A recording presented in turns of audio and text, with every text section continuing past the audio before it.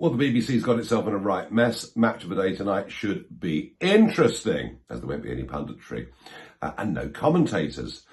What's it all about when you see Shearer and others, senior football pundits, withdrawing their labour in support of Gary Lineker? Now, I think they're doing it as an act of solidarity for him as an individual. But it could be Ian Wright and others may be doing it because they think Lineker is right.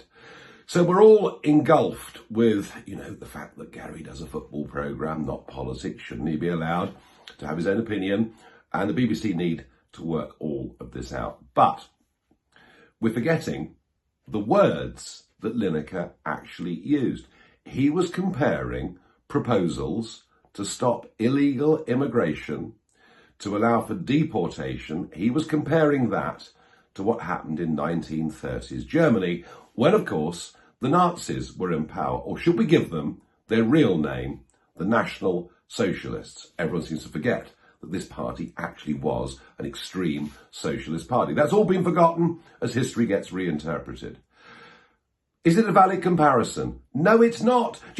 Even during the last years of the Labour government, we deported every year thousands of people who came to Britain illegally. If you don't do that, then the floodgates are literally opened. These proposals that have been put forward by the government are perfectly sensible, perfectly realistic. Of course, they won't actually happen because I think the European Court of Human Rights will overrule it.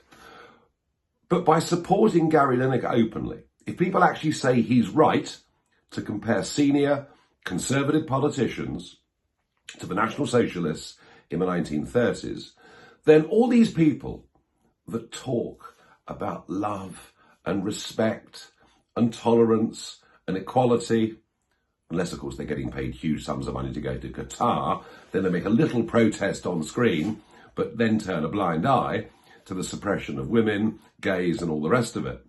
Now, if anyone speaks up in favour of Gary Lineker, I'll tell you what they're doing.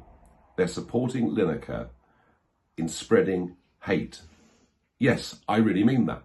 If you are comparing senior elected politicians to Hitler and his mob in the 1930s in terms of their language and their actions, you're encouraging people to literally hate these people.